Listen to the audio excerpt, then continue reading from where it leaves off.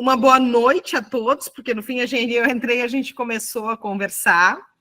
Eu sou a Letícia Halp, então, sou presidente do Conselho Regional de Farmácia do Rio Grande do Sul, e hoje eu estou aqui, né, representando todos os meus diretores, a diretora secretária Zelmo, nosso vice-presidente Tarso Bortolini, a nossa diretora tesoureira Zelma Padilha, em agradecimento aí a participação de todos que estão aqui essa noite conosco, agradecendo também aí o Conselho Federal de Farmácia também.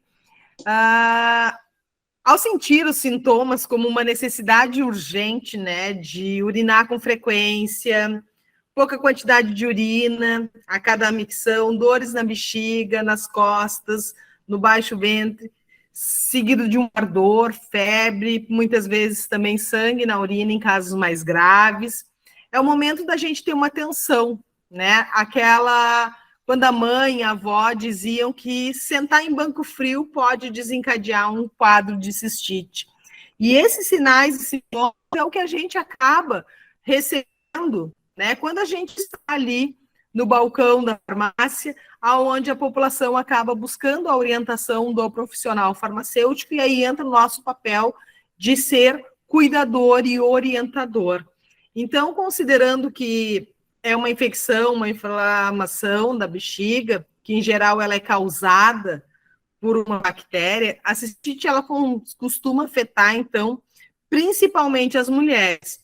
O motivo está relacionado com características anatômicas do corpo feminino, mas, claro, que também tem a incidência em homens e também em crianças, podem estar sujeitos à doença. Por isso, então, a gente pensou nesta palestra com um nome lúdico, mas com a importância, né, da gente conhecer a fisiopatogenesia da cistite, as indicações de tratamento, a importância da interpretação dos exames laboratoriais para adequada orientação, e aí entra o nosso grande papel de farmacêutico. Então, eu gostaria de convidar aí as farmacêuticas Laura, José Alcemir, né, para falarem um pouquinho desse assunto aí. A mediação, então, vai ser de responsabilidade da médica da família da Cíntia. Então, Cíntia, não estás um peixe fora d'água, não, porque realmente somos uma equipe multiprofissional e precisamos, sim, trabalhar junto no sistema de saúde. Então, eu agradeço a presença de todos nessa noite, em especial aos palestrantes que aceitaram, né, o nosso convite para compartilhar os conhecimentos aí conosco. Sempre a gente, no início do evento, a gente costuma dar alguns recados importantes, né? O óbvio, às vezes, precisa ser dito. Então, a gente pede que deixem seus microfones desligados para evitar ruídos durante a apresentação. A gente informa, como falou antes, né, que essa palestra ela está sendo gravada e vai ser disponibilizada posteriormente no acesso restrito. Então, vocês também podem anotar as dúvidas durante a apresentação, que no final a gente vai abrir o espaço para os questionamentos. Para organizar as falas, nós vamos seguir os pedidos, né, das dúvidas que foram enviadas através do íconezinho. Se vocês verem, tem um íconezinho bem no canto direito ali, que são 3 pontinhos ali, né? Ali se faz as perguntas, que depois também vão ter as respostas disponíveis. Está no canto direito da tela, bem embaixo. E aí a gente vai seguir a ordem ali para fazer os questionamentos. Eu agradeço, então, a presença de todos. Nós temos aí conselheiros também do Rio Grande do Sul, a quem eu passo a palavra também agora, como conselheira do Rio Grande do Norte, a minha colega aí de GTT, que está nos acompanhando hoje, representando aí o Conselho do Rio Grande do Norte. Estás contigo a palavra, Jacira. Bem-vinda aí ao nosso evento. Boa noite a todos. Em nome do Conselho Regional do Rio Grande do Norte, em nome do nosso presidente, Joselito Rangel, e da conselheira federal, Lenira Costa, nós queremos agradecer pelo convite, pela participação e o carinho de sempre de vocês, né? por um tema tão inusitado, tão comum, né, no nosso Brasil. E eu só queria dizer que aqui é banco quente, tá? Muito quente, não é frio, não. Enfim, mas parabéns para todos e um ótimo evento para os palestrantes também, tá? Eu queria só apresentar a nossa mediadora, que é a doutora Cíntia Molina. Ela é médica da família, mestre e doutora em epidemiologia, professora da Faculdade de Medicina da UFRGS, com especial interesse em dor, cuidados paliativos, telemedicina, resposta em emergência de saúde pública, infodemia e educação em saúde. Atuou como docente da Faculdade de Medicina da UBRA e da Unicinos. Foi teleconsultora do Telesaúde Rio Grande do Sul entre 2020 e 2022. Foi também diretora do Centro Estadual de Vigilância em Saúde, sendo a responsável pela implantação da vigilância genômica no Rio Grande do Sul. É com você, doutora, a palavra. Então, boa noite para todos. Apesar de eu não estar em maioria como classe, me sinto muito bem acolhida sempre pelos, pelos farmacêuticos. Eu sempre digo isso quando eu tenho oportunidade, talvez porque os amigos mais próximos sejam farmacêuticos, que eu me sinto muito em casa, né? Então, é um prazer, obrigado, mais um ano, eu acho que com eventos da farmácia, esse é o terceiro ano, assim, e é sempre bom a gente ter contato com mais profissionais de saúde e ver que a gente está pensando junto, né, e está brigando, às vezes, em campos separados, mas pelas mesmas coisas. Então, para não demorar e não cansar as pessoas, eu vou convidar a primeira palestrante, que eu já começo com um grande desafio, que é o sobrenome com mais consoantes que vogais, né? Então, a Laura... Fica à vontade. Laura é farmacêutica, eu não vou me expor, né? Eu faço chinês, mas eu imagino que não é chinês esse teu sobrenome. Ela é farmacêutica, então, formada pela Universidade Federal. Jacira, a gente fala URGS por uma questão histórica, não tinha o F antes, e aí acabou ficando assim. A gente entende que, para quem não é daqui, às vezes é difícil o como pronuncia, né? Porque é diferente do resto, é particularidades do gauchês. Então, formada pela URGS, mestra e doutoranda em ciências médicas, também pela URGS, pós-graduada em MBA em gestão em saúde e controle de infecção, pela, agora eu não sei se é FACEAT que diz, e a CCIH Cursos, o que deixa ela muito competente para falar desse tema, né? Tem experiência em microbiologia clínica, em controle de infecção hospitalar, qualidade e segurança, atuando no programa de gerenciamento de antimicrobianos. Participou como autora do livro Yellow Book, Farmácia Clínica em UTI. Atualmente é docente e gerente de projetos da CCIH Cursos, que acho que vai ter cursos eternos, porque nunca estaremos atualizados o suficiente. Então, Laura, contigo, boa palestra. Muito obrigada por essa acolhida de todos, né, na realidade, Letícia, Jacira, José Alcemir, que vai ser meu colega nas palestras, Orlã, todos que estão presentes, e Cíntia. Realmente é sempre um desafio, né, que eu trago nas palestras, mas fiquem à vontade para me chamar como quiserem, que vai estar ótimo. E agradeço mesmo o convite, acho que é bem importante a gente estar unindo aqui, né, farmacêuticos de todos os locais do Brasil, né, tenho certeza que tem representantes de todos os estados, para a gente falar de assuntos que são o nosso dia a dia, né, que seja o farmacêutico que trabalha no hospital, né, nas farmácias, drogarias, o microbiologista, né, como nosso colega, eu também já fui microbiologista, a gente vai estar lidando com esse tema aqui em diferentes frentes, né, mas é importante que sejamos aqui todos bem alinhados. Eu vou compartilhar com vocês uma apresentação. Como é aqui no Meet, né, eu não vou conseguir vê-los, então se tiver algum problema com a minha conexão, enfim, me avisem, me chamem, que daí eu descompartilho a tela aqui. mas vamos lá. Só um minutinho que eu acho que eu vou ter que fechar e abrir de novo. Aqui.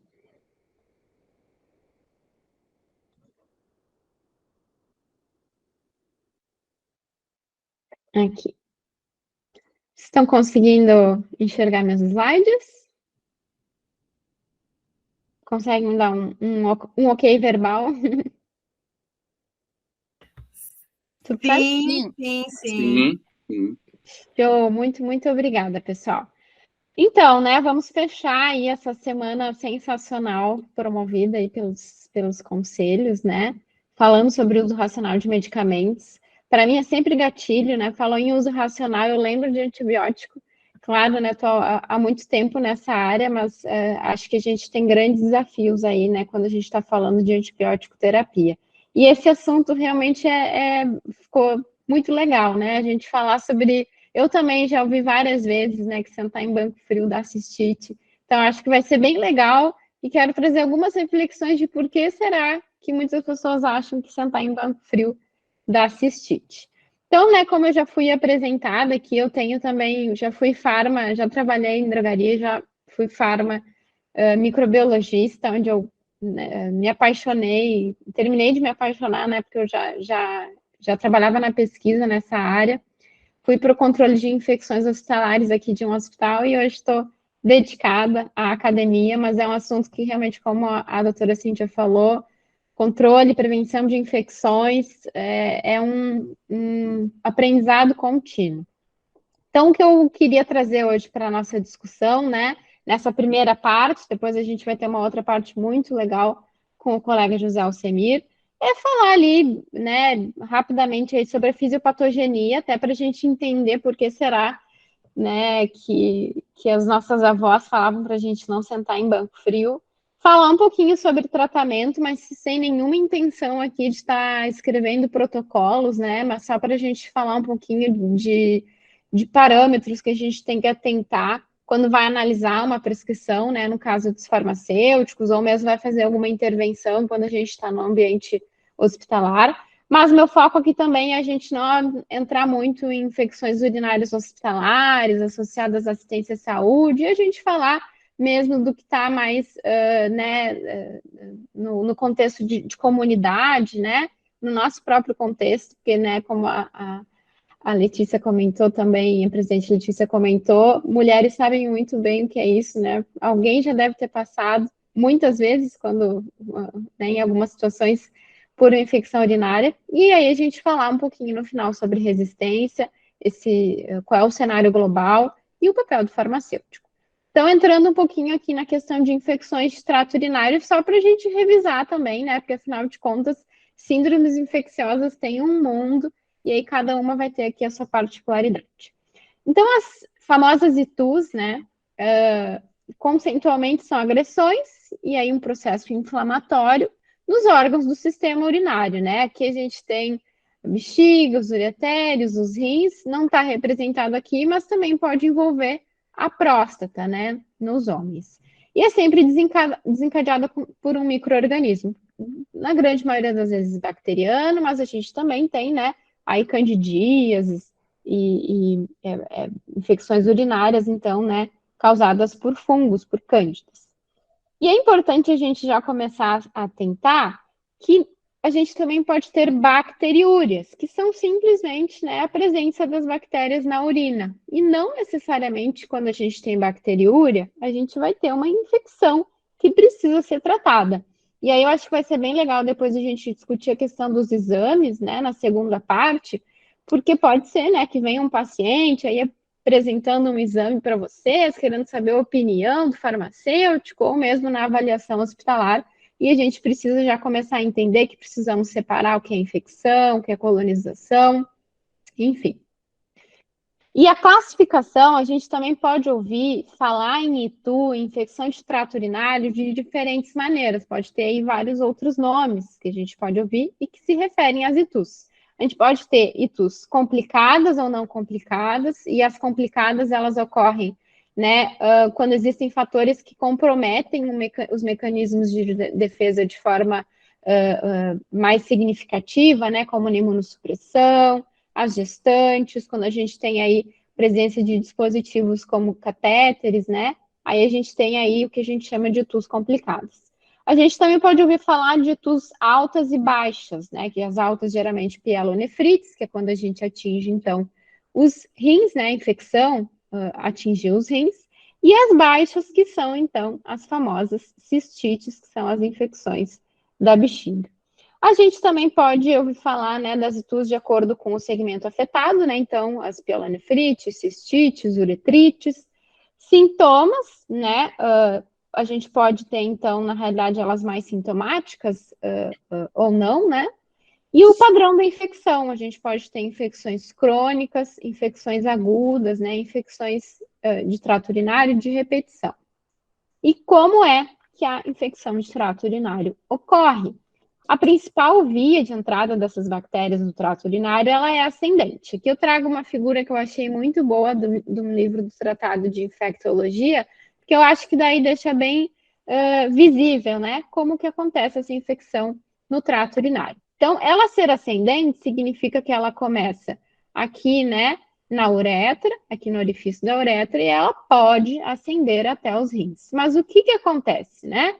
Então, seguindo aqui a numeração que vocês veem na figura, pessoal, primeiro momento a gente tem que ter contaminação periuretral com as bactérias intestinais, né? Precisa ter bactéria. Se não tiver bactéria ali, não tem como acontecer a infecção. Tem outras formas, né, da bactéria chegar até o trato urinário, por exemplo, pelo sangue, pela via hematogênica, mas são um pouco mais raras, né? Realmente a grande maioria das infecções de trato urinário acontece por essa via.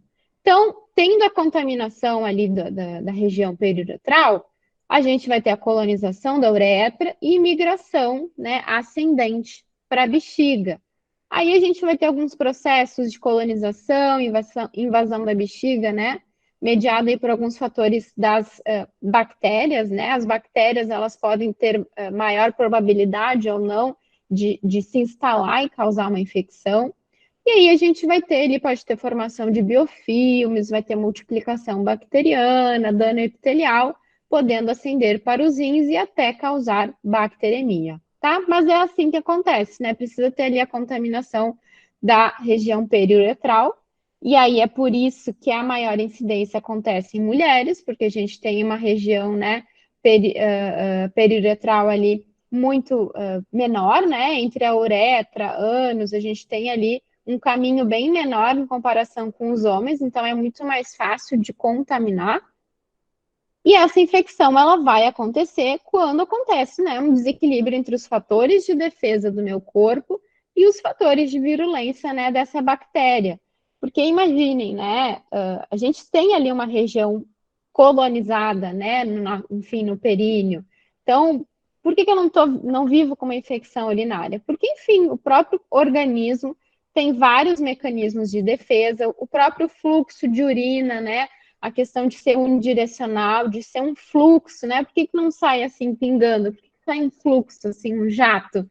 É uma forma de expelir as bactérias. O pH da urina, né? É uma forma de não proporcionar o crescimento das bactérias.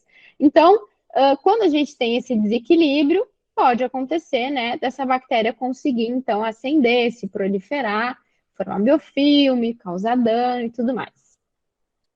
E aí, quais são os fatores de risco, né? Como eu falei, por que a gente não está sempre com uma infecção urinária se ela, né, é colonizada aquela região?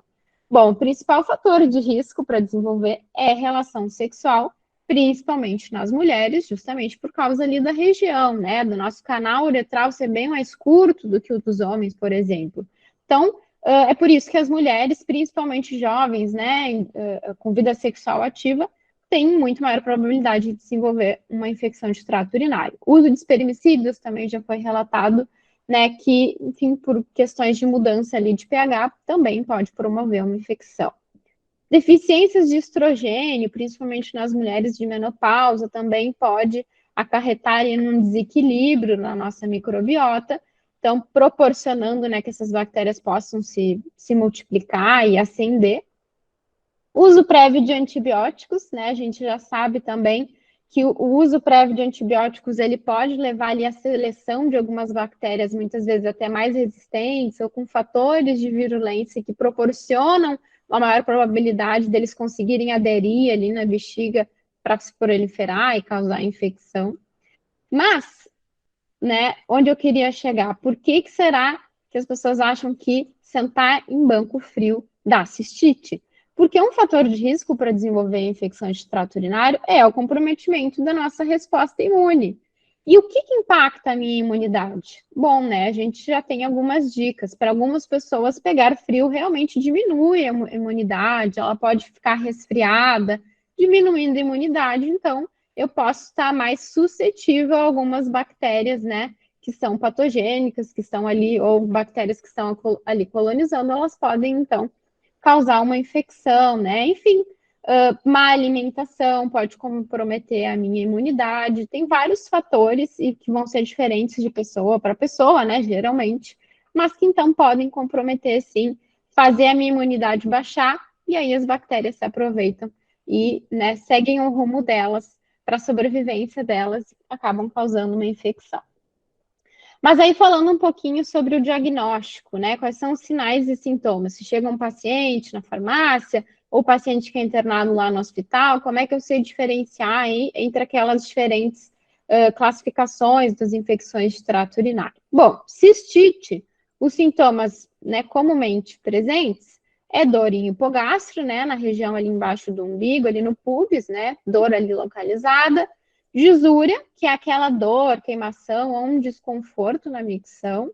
Urgência miccional, né? Aquela vontade repentina, urgente da gente ir no banheiro. Polaciúria, né? Que é micção frequente mesmo, que não tem ali uma grande quantidade de urina. E, eventualmente, pode ter uma dor lombar baixa. Mas a gente não vai encontrar febre e sintomas sistêmicos na cistite. Realmente é um quadro menos grave, né? Não é um quadro que na grande maioria das vezes não vai precisar de internação hospitalar, por exemplo. Mas é importante também, né? E aí eu começo a dar várias dicas de por que a gente não pode, por que a gente tem que educar, né, os pacientes de que não dá para ficar trocando antibiótico na família, sobrou um pouquinho aqui, vou usar porque eu já comecei os sintomas. A gente precisa ter certeza de que é uma cistite, né? Certeza, assim, muitas vezes a gente não vai fazer exames laboratoriais, mas a gente precisa, né, avaliar esse paciente, o histórico dele, para daqui a pouco não fazer um diagnóstico diferencial com uma outra doença, uma doença sexualmente transmissível, uma doença inflamatória pélvica, daqui a pouco esse paciente está com cálculo, enfim, né? Por isso que é importante ter aí um acompanhamento médico também, para fazer a prescrição correta do antibiótico. E a importância da coleta de urina, que o nosso colega vai falar mais tarde. Pielonefrite, né? Que então é aquela infecção, bactérias conseguiram ascender, saíram da bexiga e foram lá para os rins. É um quadro bem mais grave do que a cistite. Esse sim geralmente tem motivo, né? O paciente ele vai ser internado porque ele, né, geralmente tem uma dor lombar associada à febre, uma dor bem importante, né? O sinal de Giordano positivo, que é então um exame, né, que é feito ali com uma concussão na região aqui dos rins do paciente. Se ele sentiu uma dor aguda localizada, é provavelmente uma pielonefrite. E geralmente os pacientes chegam prostrados, né, com queda de estado, com náuseas, vômitos, eles realmente não conseguiriam fazer um acompanhamento ambulatorial, porque eles não iam ter como tomar um antibiótico via oral. E pode evoluir para sepse, né, se não tratado adequadamente. E aí aqui sim é necessário, é indicado fazer alguns exames de imagem para ver se tem alguma, se a aceitua não está relacionada a alguma complicação, né, se não tem cálculo associado, e exames laboratoriais para verificar, né, se ele não está fazendo alguma bacteremia. E aí eu quero trazer também, né, alguns pontinhos sobre tudo de repetição, né, como ela é classificada de acordo com, enfim, os guidelines e os livros texto, né, que abordam esse assunto. Então, seriam 2 episódios de infecção de trato urinário nos últimos 6 meses, ou 3 no último ano, já seria considerada uma infecção de trato urinário de repetição, né? Geralmente é necessário confirmar por uma cultura positiva, E são importantes fatores que possam favorecer, a gente avaliar os fatores, né, que possam favorecer essa recorrência. Se daqui a pouco não tem uma complicação, uma malformação, um cálculo que está ali, né, muitas vezes a gente tem algumas bactérias como proteus que causam cálculo, então a gente precisa fazer essa avaliação.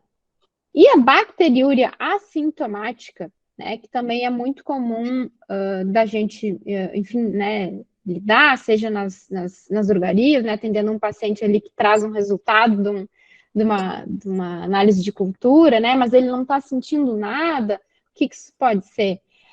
Bacteriúrias assintomáticas já está descrito bem no nome, né? É uma cultura positiva, com mais de 10 nas 5 unidades formadoras de colônia, né? Sai isso no laudo, mas o paciente não tem sinais ou sintomas, né, de infecção de trato urinário, nem de cistite, nem de pielonefrite.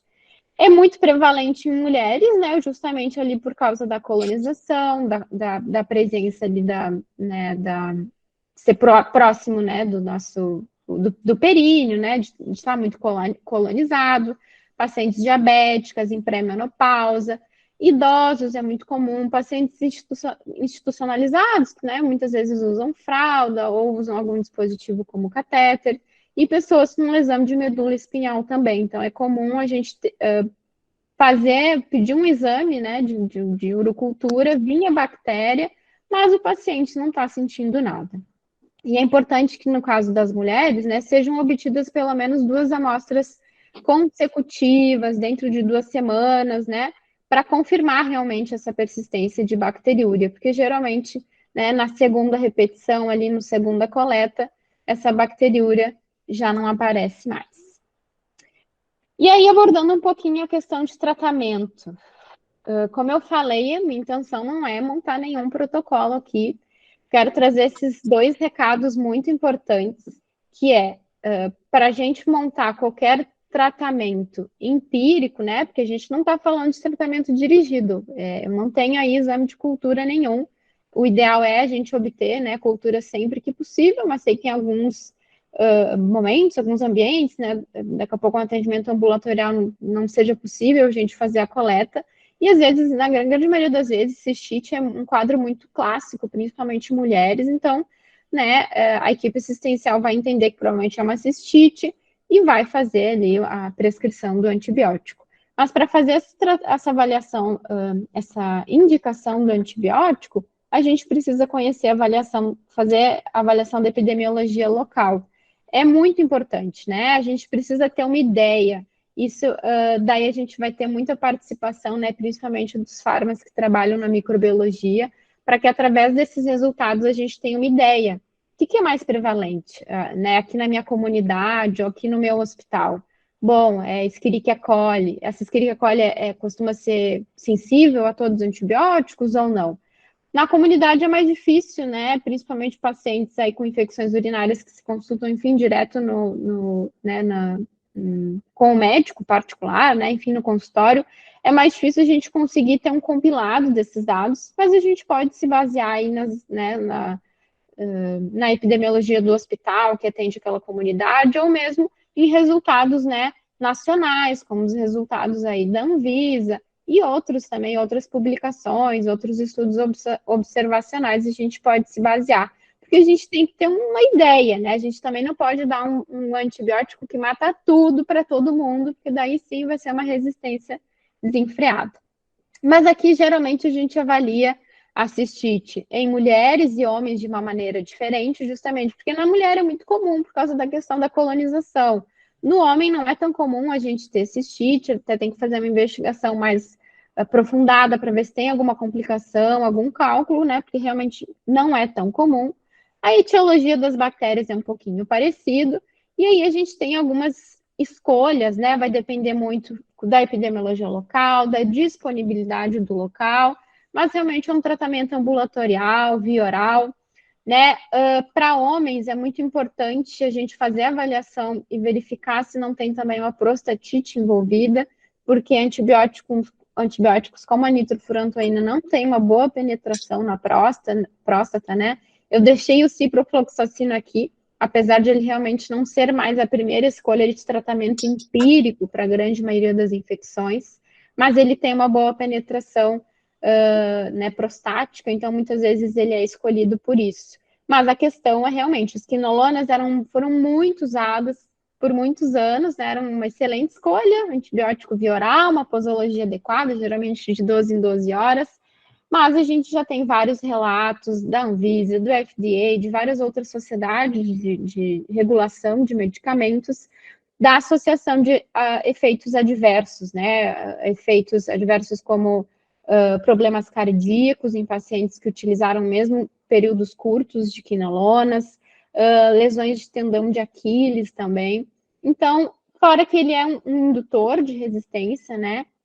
Ele pode promover aí que outras bactérias, né, de certa forma, desenvolvam ou expressem a resistência.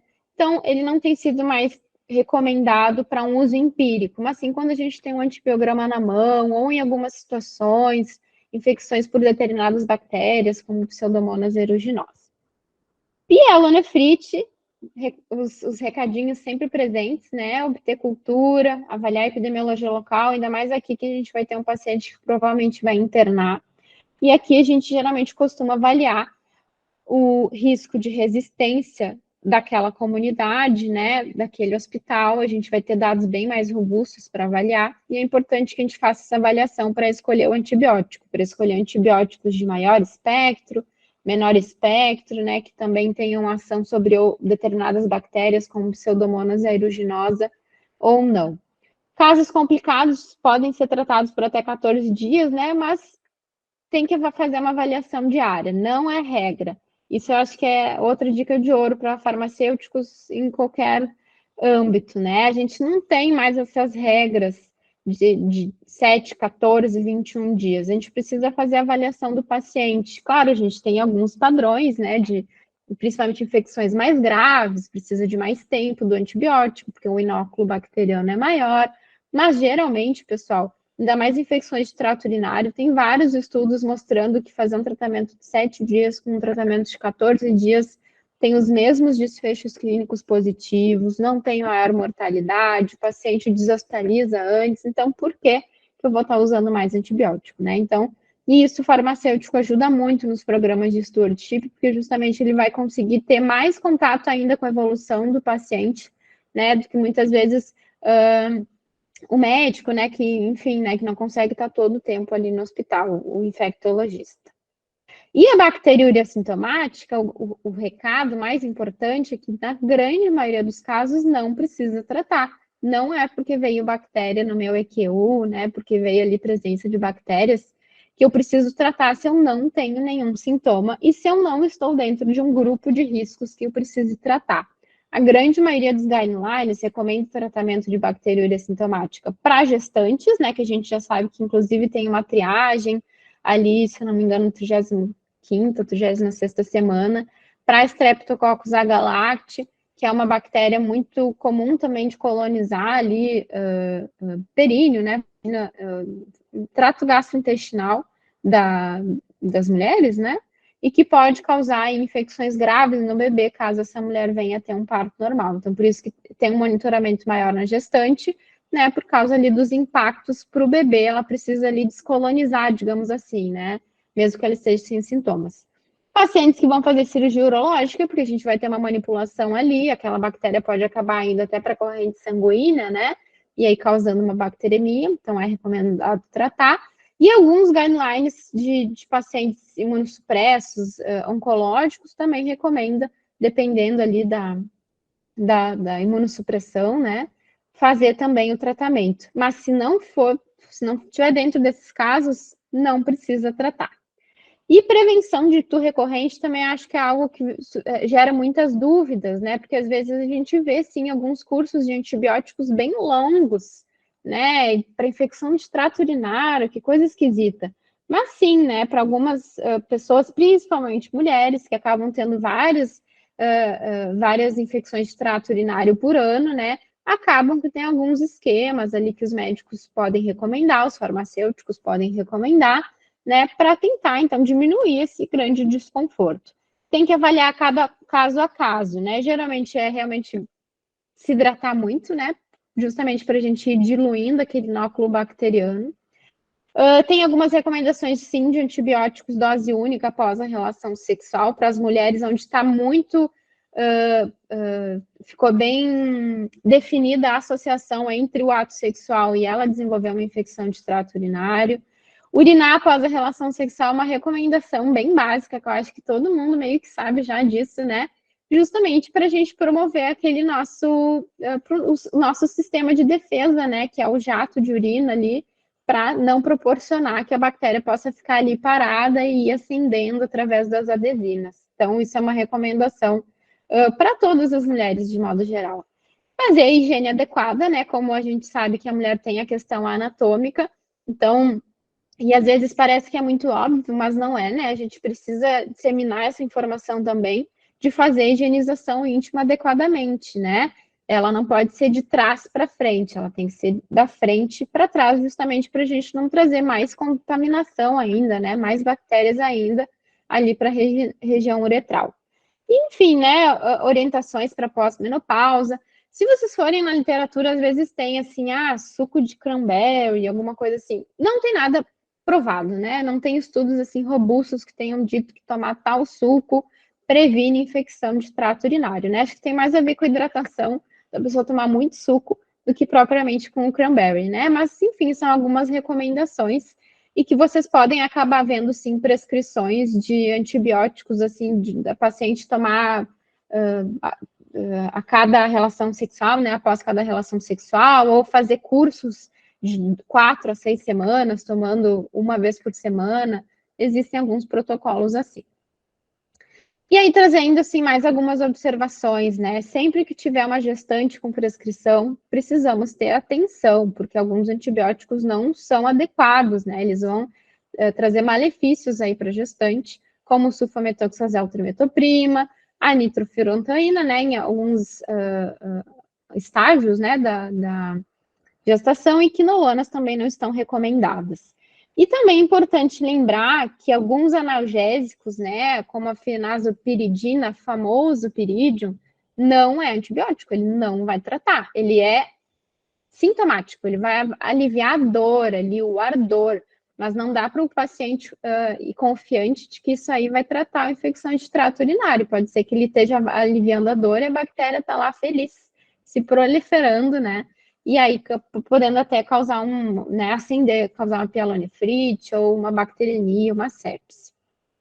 Então é importante, né, quando a gente vai avaliar a prescrição de antibióticos para infecção de trato urinário, a gente tem que ter uma noção da gravidade dessa doença, se o paciente tem outras comorbidades, né, se está em algum grupo de risco, ter à mão os dados de prevalência e resistência locais para nos ajudar a definir melhor esse tratamento, e verificar a exposição prévia a antimicrobianos e quais as classes, né?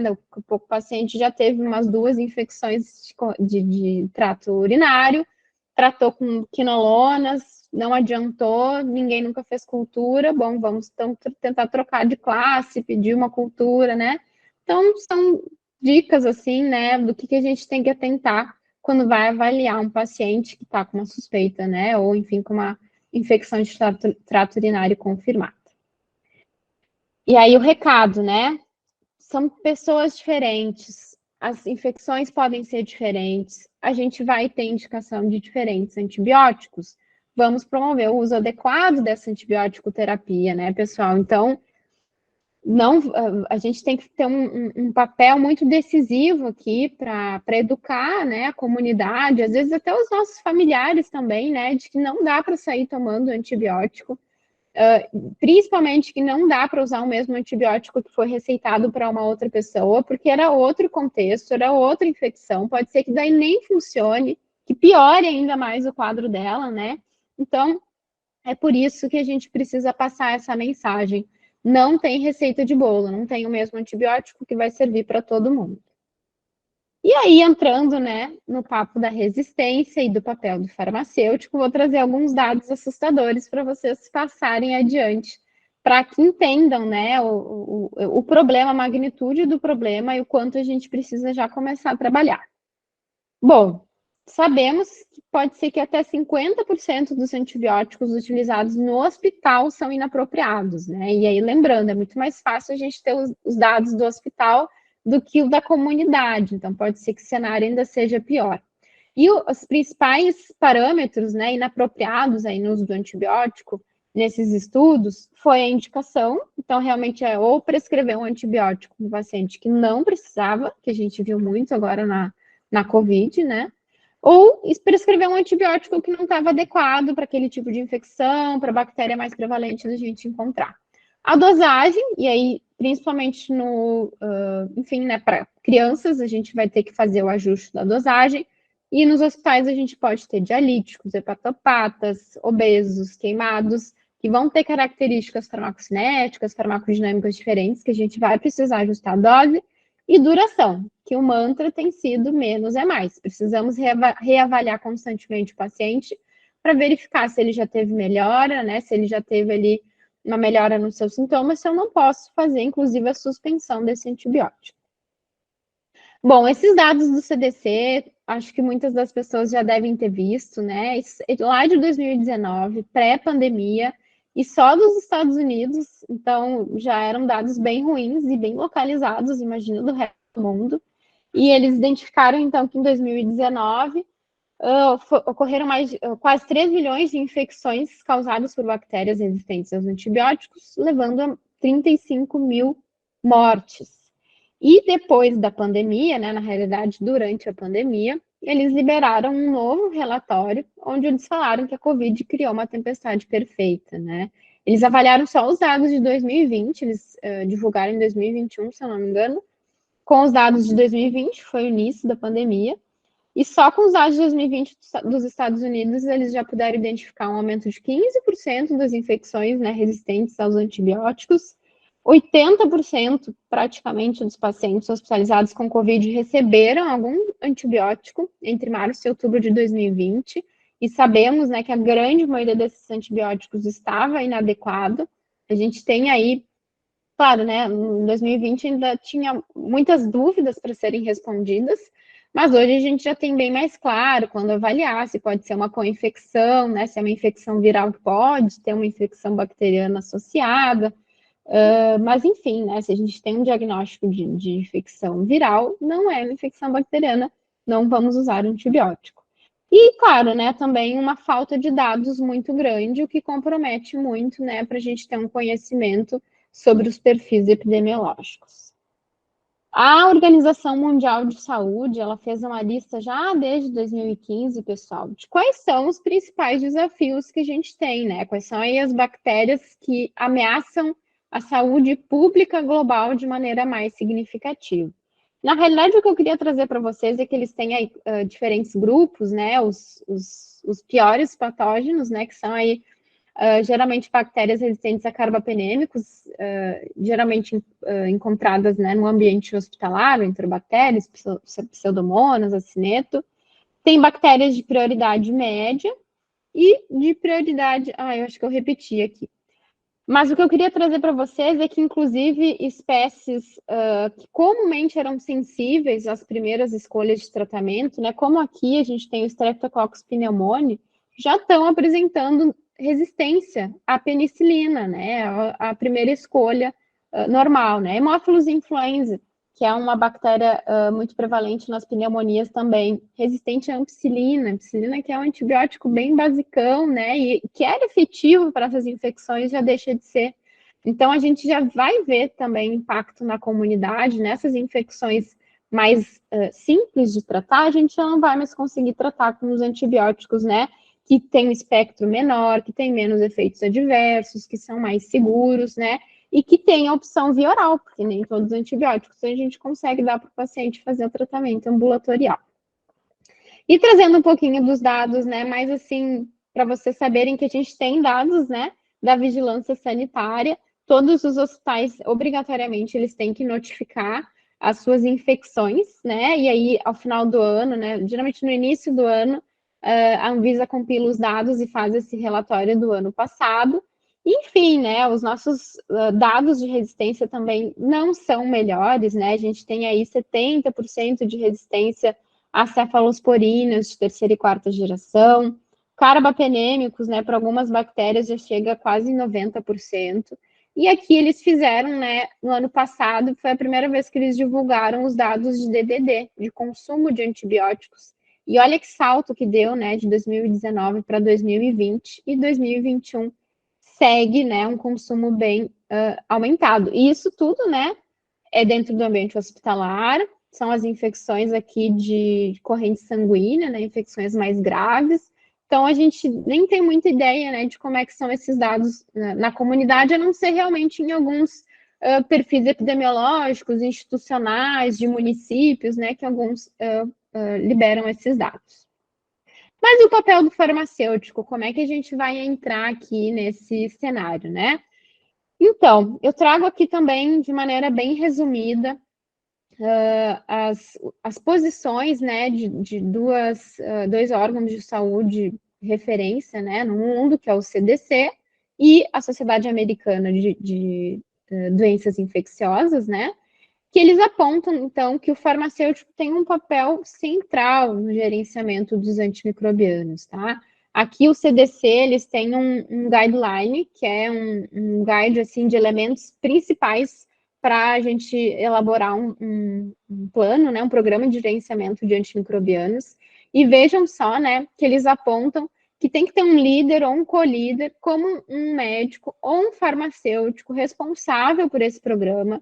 E mesmo se a gente não conseguir, então, ter um farmacêutico, né, liderando esse programa, tem que ter o farmacêutico, de alguma maneira, participando do time mais operacional, por causa de todo o nosso conhecimento, a nossa expertise sobre o tema.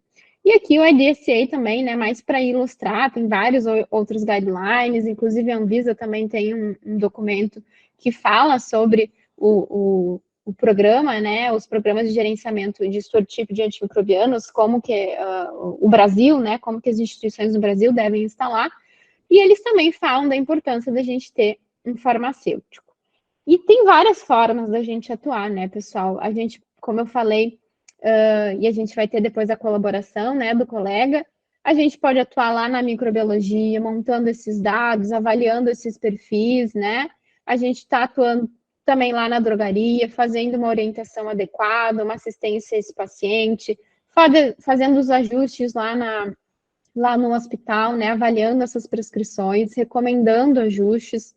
Aqui tem alguns materiais que eu trouxe que são lá do CDC, que eles têm uma campanha também bem forte, né, do Be Antibiotics Aware, né, a gente tem que estar atento, tem que estar consciente sobre o uso dos antibióticos, e eles, inclusive, trazem maneiras que os farmacêuticos podem estar atentos, falando aqui sobre o uso prolongado, né, de antibióticos para as infecções de trato urinário, e aqui eles trazem também alguns cards informativos para a gente passar para os pacientes, né? Porque isso também é papel nosso, independente de onde estejamos atuando, né? Seja mais perto ou mais longe do paciente, a gente precisa ter esse conhecimento na ponta da língua para orientar todo mundo quando for necessário. Aqui são algumas das referências que eu trouxe, tentei trazer o assunto mais resumido mesmo para a gente poder conversar depois. Muito obrigada, pessoal. Parabéns, Laura. Excelente a tua palestra. Eu tenho certeza que agregou bastante, pois eu posso trocar uma ideia sobre experiência de comunidade, né? Perfeito. Por os dois lados, né? No trabalhar junto, né? Porque eu estou numa unidade de escola e que a gente tem essa possibilidade de trocar com farmacêutico, mas com a questão de dados, porque a minha comunidade, como coleta exames em ambiente hospitalar, eu tenho informação, analisei as uroculturas, inclusive há pouco posso... É uma realidade pequenininha, mas posso dizer. Não, mas com certeza deve subsidiar muito ali as decisões, né? Sim.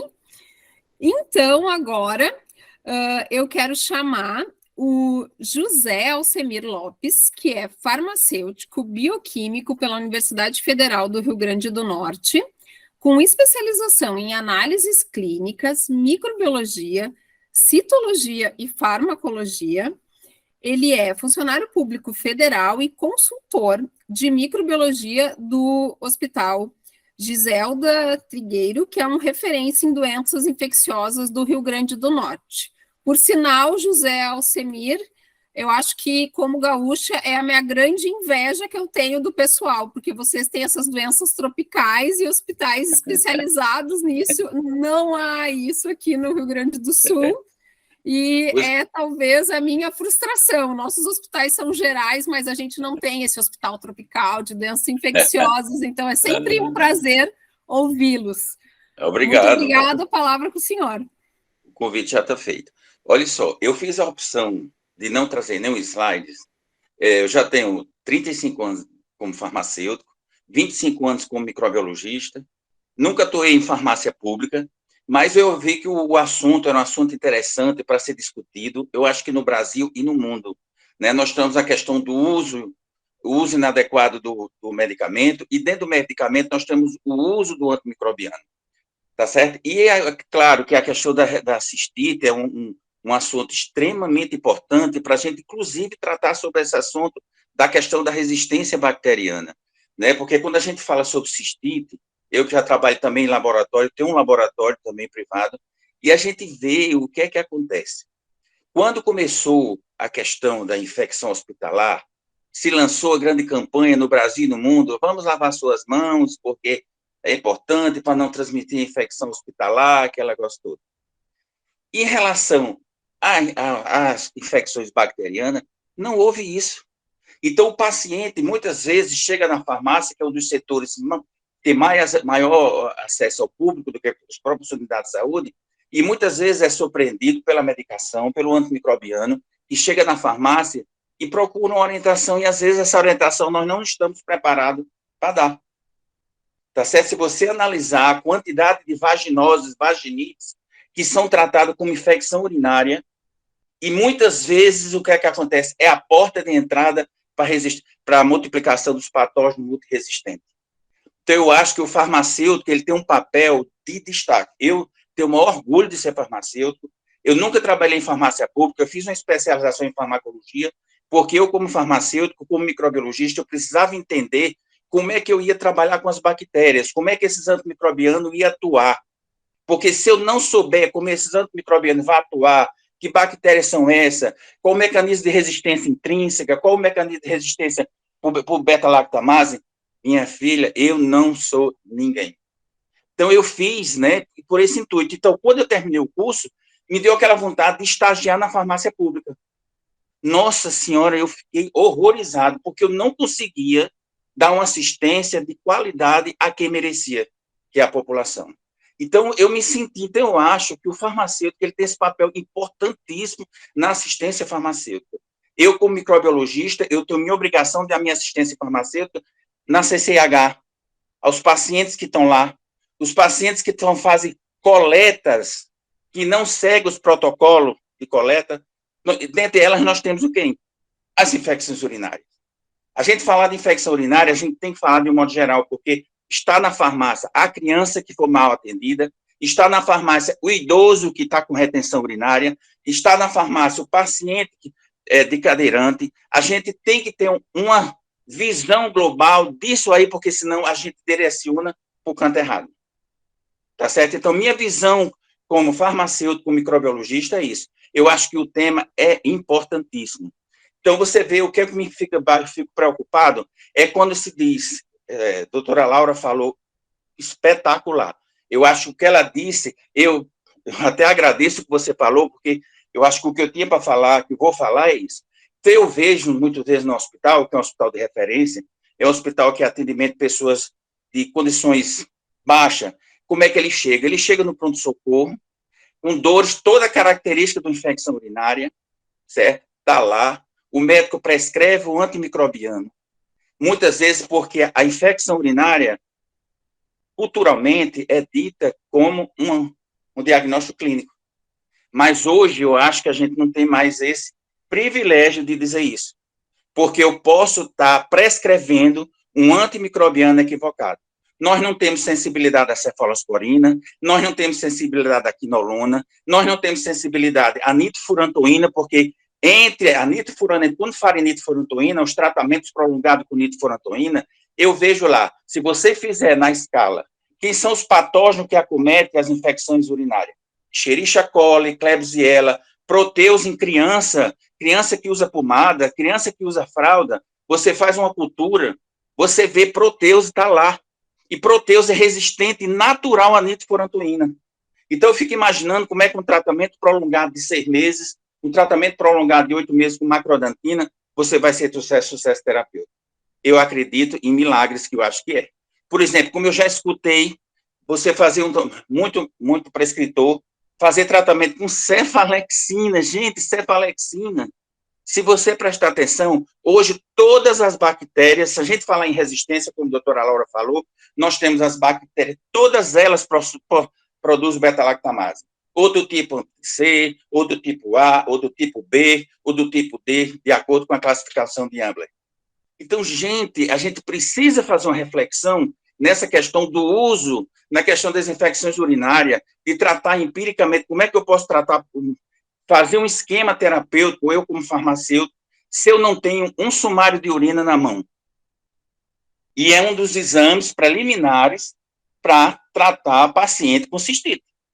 Certo? Chega o sumário de urina, muitas vezes o principal que é a orientação da fase pré-analítica. As estatísticas dizem que 60% a 70% dos problemas inerentes aos exames laboratoriais é a fase pré-analítica. E a gente esquece, porque a fase pré-analítica é choco de falar. Muitas vezes o paciente vai falar, você tem que fazer uma higienização nos órgãos genitais, às vezes o paciente é tão leigo, não sabe nem o que é um órgão genital, e você tem que falar o nome realmente como é, olha, pereca, ou que fosse batiza, para eles entenderem.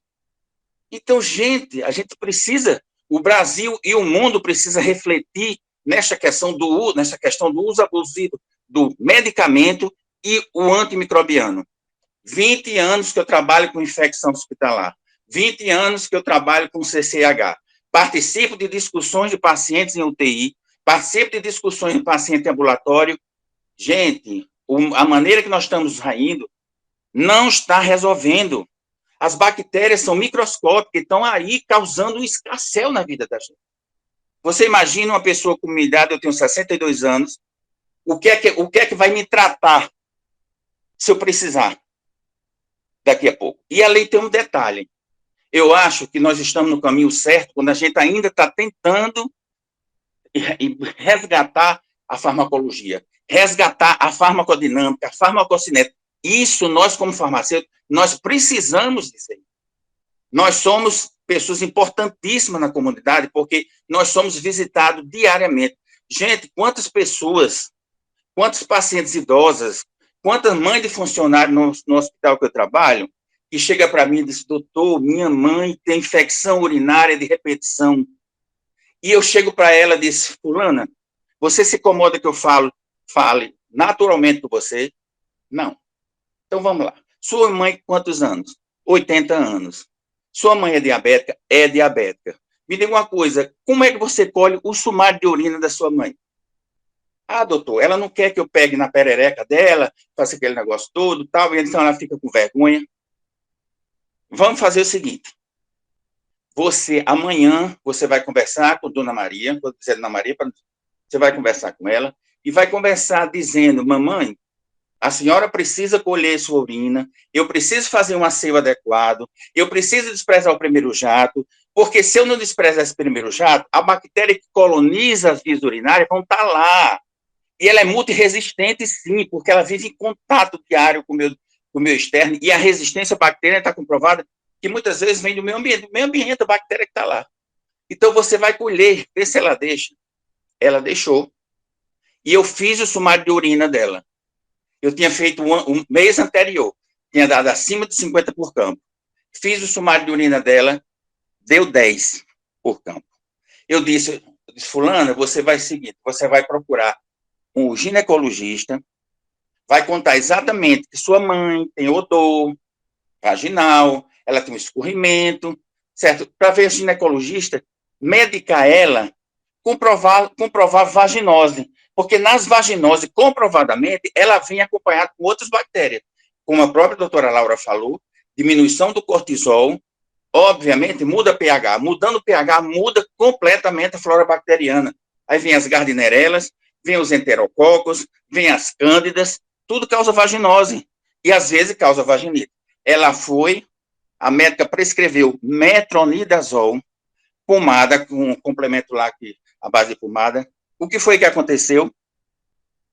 Ela fez a cultura no mês seguinte, não deu mais infecção urinária.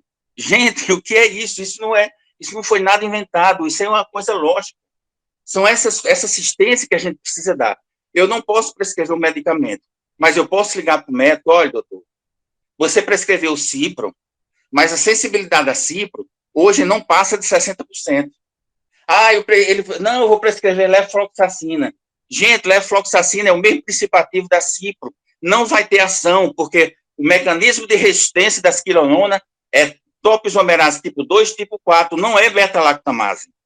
É alterações no DNA, na multiplicação celular. Então, essa assistência, esse conhecimento, nós, como farmacêuticos, precisamos dar. Porque o diagnóstico da doença, quem dá é o médico, não sou eu. Eu sou coadjuvante naquilo que eu faço. Eu tenho o maior orgulho de ter esse trabalho, ser coadjuvante, porque já modifiquei muitas vidas, já nessa história do conhecimento, como é que a bactéria, como é que o antimicrobiano atua, qual a bactéria que provavelmente está ali, vamos fazer uma cultura. Eu salvei gente de amputar dedo, porque estava tratando estafilococo com ciprofloxacina. Gente, você pode até tratar estafilococo com ciprofloxacina, mas você não tem sucesso, primeiro porque a resistência dos estafilococos, as quinolonas, é muito fácil, rapidamente acontece, porque geralmente ele só atua na topoisomerase tipo 4. É diferente do gram-negativo.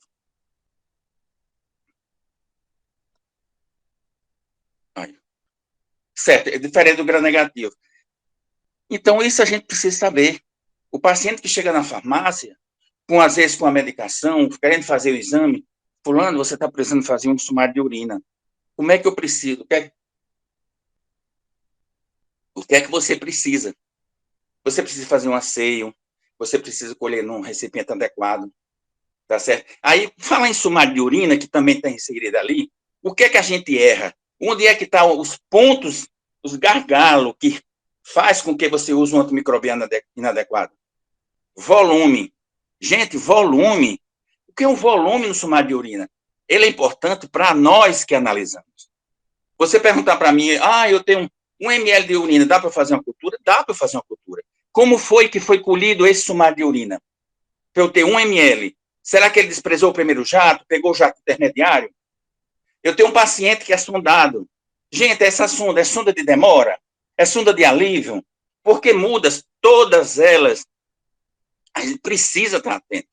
Você já pensou um paciente com sonda de demora? Geralmente você cresce 2 patógenos, geralmente é canda, geralmente é bactérias, às vezes é um pseudomonas, às vezes esquece um pseudomonas e um proteus. O pseudomonas e o proteus, o proteus é resistente natural à polimixina, é sensível muitas vezes ao pseudomonas. Como é que você trata? Como é que você pode dizer? Porque antimicrobiano não vai aonde não tem sangue. Se eu estou usando uma sonda de demora, ali vai ter biofilme, tá certo? Não vai ter circulação sanguínea, obviamente o antibiótico não vai atuar. Eu preciso ter esse conhecimento, eu preciso saber disso aí. Eu preciso saber que uma bactéria tem um ciclo em torno de 30 minutos. Em 30, 40 minutos, ela se adequa a qualquer situação. Então, são esses dados hoje que a gente precisa conhecer. A gente, como farmacêutico, como microbiologista, a gente precisa ter esse conhecimento. Eu, há pouco tempo, participei de um congresso aqui em Natal, do Hospital da Liga, e me chamaram para falar sobre resistência bacteriana. Eu fui falar pelo dia a dia, para falar exatamente qual a importância da resistência bacteriana no nosso dia a dia. Hoje, nós não podemos pensar em antimicrobianos empírico. A gente tem que ter um tiro certeiro, a gente tem que saber ter um parâmetro para a gente analisar. E dentro dos parâmetros para diagnóstico de cistite, além da clínica, que é soberana, no caso do médico, mas ele tem que ter em mãos o sumário de urina, e se o sumário de urina foi bem colhido, ele tem que ter o padrão ouro, que é uma cultura de urina, e se essa cultura foi bem colhida, se os antibióticos foi bem testado, se a escolha foi boa. Sabe por quê? Porque muitas vezes você pensa que liberar a ruma de antimicrobiano numa cultura vai resolver, e não vai. Você precisa conhecer. Eu preciso ter cefa de segunda, eu preciso ter cefa de terceira, eu preciso ser cefa de quarta, beta-lactâmicos, monobactâmicos, carbapenêmicos, inibidores de beta-lactamase. Eu preciso saber disso tudo. E quando eu trabalho com microbiologia, eu não posso, eu vou fazer um teste fenotípico. Gente, teste fenotípico é maravilhoso para epidemiologia, mas o paciente que está lá esperando ser tratado, você tem que saber, doutora, aqui a paciente respondeu apenas ceftazidime e avibactam. O que é que você pode me dizer? O que eu posso lhe dizer que esse paciente ele pode ter beta-lactamase, KPC, perda de purina, bomba de efluxo, mas provavelmente ele não tem metalo. Então a senhora pode tratar até com associação com Astreonan e outro. Aí isso é que é bacana na profissão farmacêutica, você poder colaborar. Qual é o meu papel? Meu papel é de ajudar a salvar vidas, tá certo? Então, eu acho, por isso que eu não quis fazer nenhum slide, porque eu acho que, para resumir tudo isso, a questão como é que se diz, da fase pré-analítica é fundamental. Gente, a gente precisa fazer uma campanha, colha seus exames corretamente, vá ao seu laboratório de sua preferência, como você tem um médico da sua preferência, tem um otorrino de sua preferência, tem um ginecologista de sua preferência. Doutora, vá lá, se informe, vá no laboratório, eu vou fazer esse exame, eu preciso colher uma urina, eu estou com suspeita de infecção da corrente circulatória, sei lá, como é que eu vou fazer, qual o melhor método, o que é que eu estou tomando, enfim. Eu acho que a gente precisa, nesse momento, eu aceitei o convite de vocês, agradeço, eu nem agradeci o Conselho de Farmácia do Rio Grande do Sul, nem tampouco agradeci o Conselho Regional de Farmácia daqui do estado. Eu já fui vice-presidente, assim que eu me formei, do Conselho Regional de Farmácia daqui, já fui membro da Sociedade Brasileira de Análises Clínicas, participo do CCH, adoro essas coisas. E esse encontro, eu acho que eu já vinha almejando, eu já vinha buscando há séculos, há muito tempo, que eu acho que a gente precisava ter um confronto desse para a gente discutir, gente. O que é importante nas nossas vidas como farmacêutico, né? Ou como profissional do laboratório, da farmácia, né? Dentro do hospital, qual é o meu papel na comunidade, o que é que eu posso ajudar, o que é que eu posso melhorar, o que é que eu posso somar. Tá certo? Então, doutora Laura, a sua apresentação foi brilhante, foi espetacular, o tempo já passou muito, mas o que eu tenho a dizer é isso. Nós, como farmacêuticos, a gente precisa mudar a nossa visão de atuação, nós somos coadjuvantes, sim, no tratamento das doenças, tá certo? E a gente precisa retomar esse papel, o nosso papel, né, de farmacologia, de saber da farmacologia, farmacocinética, farmacodinâmica, como é que eu colho isso, como é que eu faço aquilo. Aí eu acho que esse papel aí, nós fazemos brilhantemente, porque nós temos profissionais excelentes, né, excelente. Eu acho que eu tenho 35 anos de formado, da época que eu me formei para cá, nós mudamos, assim, radicalmente o nosso conhecimento. E radicalmente, entendeu? Então, o que eu tinha para falar era isso. Lamentavelmente, nós estamos numa situação difícil, de resistência bacteriana, a gente precisa das mãos, a gente precisa ser essa comissão multidisciplinar para a gente mostrar o que é, para a gente conseguir conversar. Se eu for falar das minhas experiências que já tive como consultor da CCH, gente, eu já tive uma experiência com um cara que trabalhava com Steve Spielberg. Você imagina que no Rio Grande do Norte, o cara veio para cá, conheceu, adoeceu, foi para a UTI, eu era da microbiologia, paciente com aspirado traqueal, cheguei, a gente tinha visita de UTI, certo? Toda quarta-feira, quando eu subi com o resultado do paciente, era um paciente que tinha uma pseudomonas sensível só à polimixina, estava a equipe médica toda esperando o paciente entubado, em coma, e eu cheguei, pedi desculpa, e começou a discussão do caso. Era um paciente que era americano, falava português, estava desorientado, estava com vancomicina, estava com meronem, estava com fluconazol, anfoterecina, coisa assim, mas não estava com a polimixina, porque o médico achava, né, que ia ter alterações nefrotóxicas, enfim, fotossensível, aquele negócio todo. Eu parei assim, eu disse, você me permite eu dar minha opinião? Eu disse, permito. Aí eu fiz toda essa rodeio, olha, a medicação, o paciente está grave, acho que a equipe tem que ter um tiro certeiro, você não pode vacilar, porque a função da gente é salvar a vida do paciente.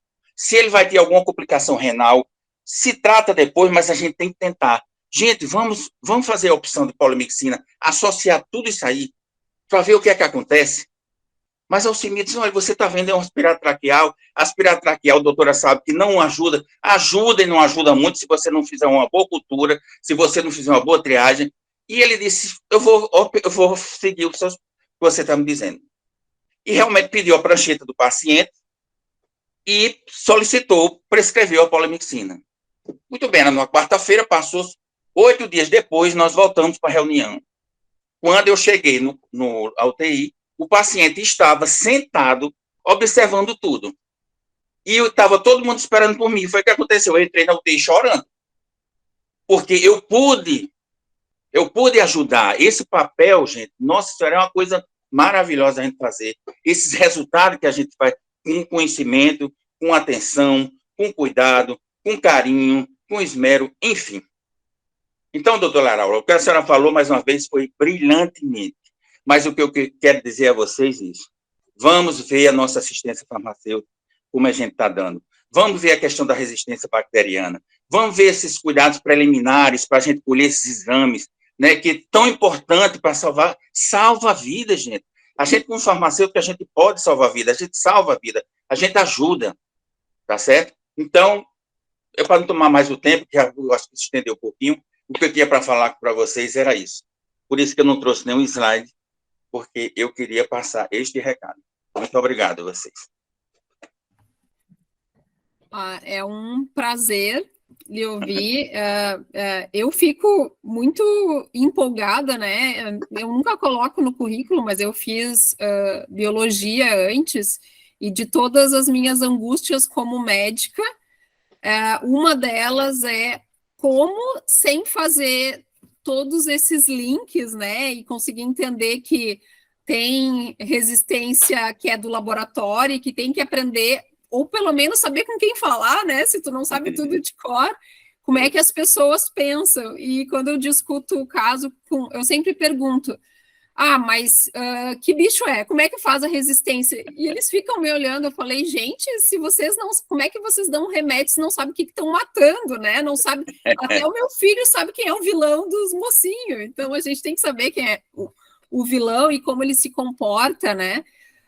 Isso, e o que são bactérias, bem essa questão, né? O que está ali na pele e com quem tu pode conversar para ver quanto que contamina nas coletas normais. Então, esses raciocínios que nem chegam ainda no falso positivo e falso negativo dos exames, é muito antes, né? É tão, às vezes, superficial. E aí a gente investe um tempo discutindo... às vezes, uns detalhezinhos que não agregam, quando outras questões que são muito mais relevantes, né, podem fazer tanta diferença. E eu acho que o que eu consigo, pelo menos assim, dar um pitaco aqui, que pelo menos na minha vida mudou, eu tenho noção clara de que doutores, médicos, são pessoas eventualmente difíceis de trato, né, mas... eu sempre parto do pressuposto que o colega que atendeu antes de mim, ele pode estar em dois extremos, porque daí com certeza ele está no meio. Ou ele não sabe nada do que ele está fazendo e fez uma porcaria enorme, né? Ou ele avaliou muito bem e enxergou uma coisa que eu não vi, né? E eu digo isso assim... para, em parte, introduzir a pergunta ali do colega, que é assim... muitas vezes tem um porquê de uma prescrição e de uma conduta, né? E que, eventualmente, na atenção primária, a gente vê coisas absurdas, né? Desde pacientes que têm crenças que a gente não consegue e que, para tu conseguir, quem sabe melhorar a saúde, eu brinco assim, é que tu tem que dar a cedida, né? E, às vezes, essa cedida não é o melhor remédio, é o remédio que a pessoa mais acredita, e aí tu negocia, e não é o absurdo, né, dá uma coisa, mas assim, mas eu sempre tomei esse, eu gosto desse, aí tu diz, bom, tá, e entre isso, e a pessoa prescreveu um absurdo, né, e aí a gente vê de tudo, e quando entra nas, como é que é, osteomielite, então, que ninguém quer debridar, bom, quem faz CCH deve sofrer com osteomielite. Então, às vezes, a gente tem prescrições absurdas por pacientes muito bem avaliados e que elas têm uma justificativa E eu sempre digo para os alunos assim, a questão não é o remédio, é se tu conseguiu escrever para que quem vai ler o prontuário depois entenda o que tu pensou, né? Então, Isso. se tu vai escrever infecção viral, conduta antibiótico, pelo amor de Deus, bota ali numa linha. A paciente falou que ia me matar, estava com um revólver, ou assim, não consegui, optei por reduzir a dose, a mãe falou que tinha em casa e ia dar de qualquer jeito. Eu não sei, mas eu acho que tem que deixar claro que é do tipo assim, eu achei que não precisava e acreditei que isso minimizava risco, tentei, mandei para avaliação com a enfermeira, com o farmacêutico, para ficar bem claro que tu não está prescrevendo um antibiótico para algo que tu escreveu como diagnóstico infecção viral, né? E o contrário, infelizmente, é verdadeiro, né? Às vezes, e isso é triste, o paciente, e a gente está numa sociedade, acho que, eu não sei, acho que vai competir no futuro com os antibióticos e com o colesterol, esses exames, porque eu quero, né?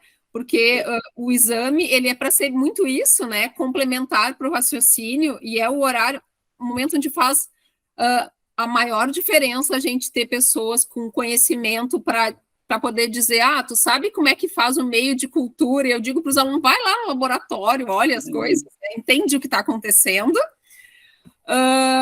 e que nem sempre isso é viável, né? E as pessoas não sabem. Então, a gente vai precisar disso para amadurecer, mas a gente tem com pacientes que chegam com lista de compras. E aí eu brinco assim, gente do céu, parece, mas não é a farmácia, né? Então, eles chegam para nós, eu acho que menos educados do que eles chegam na Panvel. A Panvel é uma farmácia grande, uma rede dessas grandes aqui, porque eles chegam assim, eu quero o exame do colesterol, eu quero o exame do não sei o que, eu quero o exame do não sei o que. Mas a senhora fez há 6 meses. Não, mas eu quero para saber como é que eu tô. O que mudou? Não. Aí eu brinco assim, é o passe livre, né? Eu comi tudo errado, não fiz nada, eu quero ver que o exame está bem para poder continuar fazendo errado. E muitas vezes, e isso é triste, é feio, é muito mais rápido, é mais fácil assinar o pedido, né? O que dá trabalho é explicar para a pessoa porque assinar esse pedido é quase um pacto, uma violência silenciosa, né? Porque a gente faz o que o paciente quer, mas a gente está colaborando, e é que nem quando tu dá tudo que teu filho pede, né? Vai dar errado um dia, né? E provavelmente vai estourar no profissional. Então, eu tenho a sensação de que muitas vezes, né, quando chega aquela prescrição que pode parecer um absurdo, talvez ela seja, e acho que é excelente que a gente tenha profissionais que questionem a conduta do médico, e eu questionar é muito no sentido não de invalidar, mas de dizer assim, olha, o que tu pensou que eu não pensei, porque isso pode ser, mas e que sempre que possível chamem. Eu acho que isso para mim seria o maior diferencial, né? Que nesses casos, eu não entendi, para que aos poucos a gente vá conhecendo, porque eu acho que isso dá segurança, né? Quanto mais tu conhece a pessoa, tu sabe que é alguém orientado, adequado, e tu vê uma prescrição estranha, que é atípica, ou a pessoa não estava bem, realmente se enganou muito, ou então tem um contexto atrás, e talvez aquele paciente ainda precise de mais atenção, né? Então, que pode ser muitas vezes, tem paciente que chega e diz assim, a partir de hoje eu não vou tomar mais nada. E que um dia eu peguei e disse assim, então tá, nós vamos tirar tudo, mas tu vai ficar com 2. E eu lembro que eu fiz minimização de risco. E eu dizia, gente, agora, o próximo que eu escrevi, eu disse assim, mas certo que vai ser assim. Tentou matar um cara que tirou a estatina, ácido, mas é negociar, né, entre isso e a hipertensão. Então, essas discussões eu acho que a gente, profissional de saúde, como grupo, faz de forma muito rasa, e que nosso próximo antibiótico vai ser exame, porque os pacientes estão usando isso de bengala, né?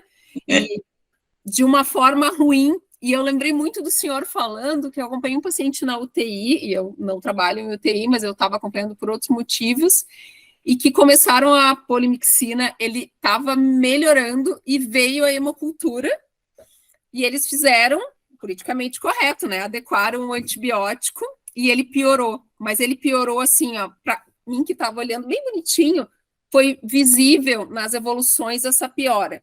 E ninguém fez esse raciocínio, né? Até porque a mudança do antibiótico foi pela cultura. Eu lembro que eu pensava assim, gente, em qualquer lugar a gente aprende que a clínica é soberana, e eu pensei isso. Vai no laboratório e pergunta quantas vezes tu tem uma cultura que depois cresce outra coisa, que vem um bicho, uma primeira leva não era resistente, depois era. Aí eu ria sozinha e pensava assim, bem capaz, que é só eu que fiz biologia que acho legal no laboratório. Doutora. E paciente que a segunda cultura veio resistente ao grade, né? E que aí só era sensível à polimixina. E evoluiu mal, infelizmente. Mas eu lembro que esse tipo de coisa a gente não conversa, né? Nem sobre essas falhas, nem como melhorar. E que muitas vezes não é nem... A gente nem enxerga esses problemas no nosso dia a dia. E terminar minha fala e passar a pergunta, que é a pergunta do colega Rafael, foi a seguinte: se já se tem dados de laboratório que atende comunidade e qual o percentual, então, das bactérias que produzem beta-lactamase, né? Eu vou contar para vocês a minha realidade aqui, que é o de escola, tá? Que tem uma área de mais ou menos 40 mil pessoas. Comunidade docente, talvez a gente peça um pouco mais do que uma atenção primária normal, até porque a gente consegue coletar no local, né, e consegue fazer o qualitativo, inclusive, antes, né, e pedir 2 amostras e mandar para o laboratório junto, é uma unidade anexa a um hospital, talvez a gente peça um pouquinho mais, né? Mas assim, ó, a gente tinha uma resistência, por exemplo, e eu fiz exatamente por causa do Bactrim, porque eu acho que se usou tanto, parou de usar o Bactrim, que agora tá um espetáculo, e a gente acho que tinha diferença de 2% para o Bactrim poder ser livre. Só que a minha crítica como epidemiologista do que eu estava olhando é que se a gente tira os extremos, assim, tipo os idosos, mais complicado, muito imunossupresso, acima de 80 anos, estaria no adequado. Então, aquele perfil de mulheres que nunca tiveram infecção urinária, que é aquela pessoa que tu pergunta, nunca usou antibiótico e tal, provavelmente era a pessoa que daria para dar um Bactrim empírico, porque a nossa discussão, doutor, aqui ainda não chegou no Cultura para Todos, é assim, dá ou não dá, né? Dá ou não dá? E eu sempre disse isso, assim, que eu não me convenço com a ideia de que não dá para essas pessoas que nunca usaram antibiótico na vida, sabe? Então, eu acho que a gente tem que tentar andar um pouquinho para trás para ver se consegue proteger os pacientes disso, assim. Então, esses são os nossos dados aqui. E aí o senhor falou uns detalhes, depois eu vou mandar um WhatsApp de alguma coisa que era resistente natural, e eu pensei, eu não tenho essa informação no meu banco. Se a senhora me permite, eu na pergunta que foi feita, né, o que é que acontece, né, no meu dia a dia, no laboratório de microbiologia? Geralmente tem esse questionamento, a sulfa, pode usar aquele negócio todo, tal. Na realidade, a sulfa passou um bocado de tempo sem ser usada, né? E o que é que acontece? Esse movimento está acontecendo principalmente pacientes com infecção urinária, mas somente por quê? Porque a eliminação renal fica ali, então você tem uma ação melhor. Mas, na realidade, a sulfa não é uma droga segura para tratar hoje, a não ser, por exemplo, estrenotrofomonas. Estrenotrofomonas, a droga de escolha para tratar estrenotrofomonas, que é uma bactéria oportunista, é um não fermentador, está lá a sulfa. A Burkholderia, a sulfa, ou a estrenotrofomona. Mas, de um modo geral, como é meu raciocínio? Olha, doutora, eu sempre, desde que eu me formei, eu sempre trabalhei em hospital universitário, o Hospital Giseudo é o hospital universitário. Eu sempre procurei interagir com o corpo clínico de maneira que eu pudesse captar dele para eu poder ter meu raciocínio. Uhum. Então, o que é que acontece? A primeira coisa que eu faço é tentar conversar com o médico, qual é o raciocínio dele em cima de que bactéria que ele está suspeitando. Então, ele dizer, não, estou suspeitando, por exemplo, Escherichia coli. Vamos lá. Então, você está usando que antibiótico? Uma ceftriaxona, o paciente está internado, estou usando ceftriaxona. Mas ele não está respondendo. Eu disse, doutor, vamos lá. Quais são os mecanismos de resistência que eu posso encontrar nessa Escherichia coli? Eu boto um SBL, um AMP-C plasmidial, perda de purina, né? Bomba de efluxo, que hoje está... Então, tudo. Vamos lá. Então, se ele tem AMP-C, ele não vai responder, porque todas as bactérias do grupo CESP, que é Citrobacter, Enterobacter, Serratia, Providência, Morganella, tem na sua constituição o gene AMP-C. E ele pode ser plasmidial. De repente, ela pode ter adquirido o gene plasmidial do AMP-C e está lá, começa sensível à seractiação, depois fica resistente. Não tem ação. Então a gente pode pensar no quê? Numa cefepime, que é em cima do AMP-C. A cefepime, paciente idoso, é péssimo, porque tem alterações neurológicas. A minha experiência como microbiologista em paciente que faz uso de cefepime é terrível. Ele fica desorientado, é um desastre. Então, a gente começa a raciocinar em cima disso, tá certo? Então, a melhor maneira que tem para fazer é assim. Eu posso usar a sulfa? Você pode usar a sulfa, mas possa ser que não seja garantia, porque hoje nenhum antibiótico, a senhora doutora sabe, a gente não tem confiança, porque nenhum é mais sensível, né? Nenhum é mais sensível, então não tem como a gente confiar. A sulfa está lá, a resistência à sulfa é pela metabolização do ácido fólico, né, para síntese do ferro, aquele negócio todo. É completamente diferente das beta-lactamases. Mas, às vezes, as bactérias não só têm um gene de resistência, tem vários. Então, eu sempre digo, o médico diz, tem condições de investir, que eu entendo, é você poder dar um antibiótico, aguardar 48 horas, vai lá. Agora, se você não tem condições de investir, você tem que ir no tiro certeiro, porque senão é fatal. Mas eu trabalho em unidade de saúde, eu consigo avaliar meus pacientes em 24 horas no meu mundo cor-de-rosa. E o que vocês têm para me dizer da percepção do colega, que eu achei muito provocativa, porque eu acho que como vigilância e como epidemiologista, a gente tem que parar de fazer unidade sentinela e ver os resultados de laboratório como um todo. Eu acho que a gente faz muito mal isso, né? Ainda que tivesse um viés hospitalar, eu fiquei pensando quando ele perguntou, mas dado de cultura até das bacteriúrias assintomática, nos dariam informação, né? O que vocês acham da pergunta do colega, que é sobre se já se tem dados e como é que a gente faz em comunidade, considerando que tem locais que muitas vezes não tem mesmo cultura no sentido de condições e número de exames suficientes, né? Laura, quer responder ou eu posso falar? Não, pode falar, depois eu complemento também a discussão de vocês. Eu vou entrar com assistência farmacêutica. Se esse paciente chegasse na farmácia ou no laboratório, ou então no laboratório, não, que não está dizendo que não tem laboratório, né? Então, vamos ver. Vamos começar. Qual a idade do paciente? É criança? É adulto? É fase reprodutiva? É menopausada? É idosa? Né? Eu ia começar logo a dizer assim, bom, a senhora tem condições de acesso ao ginecologista? Procura o ginecologista primeiro, né? Depois vamos fazer o quê? Como é que está sendo a questão da higiene?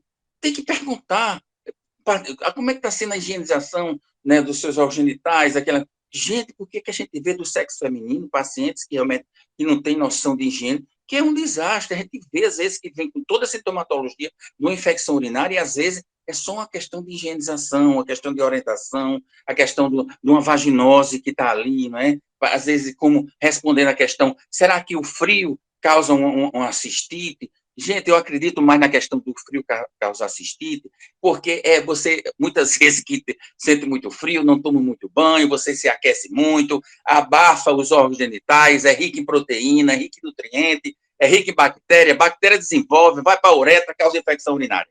Aí eu acredito nisso aí.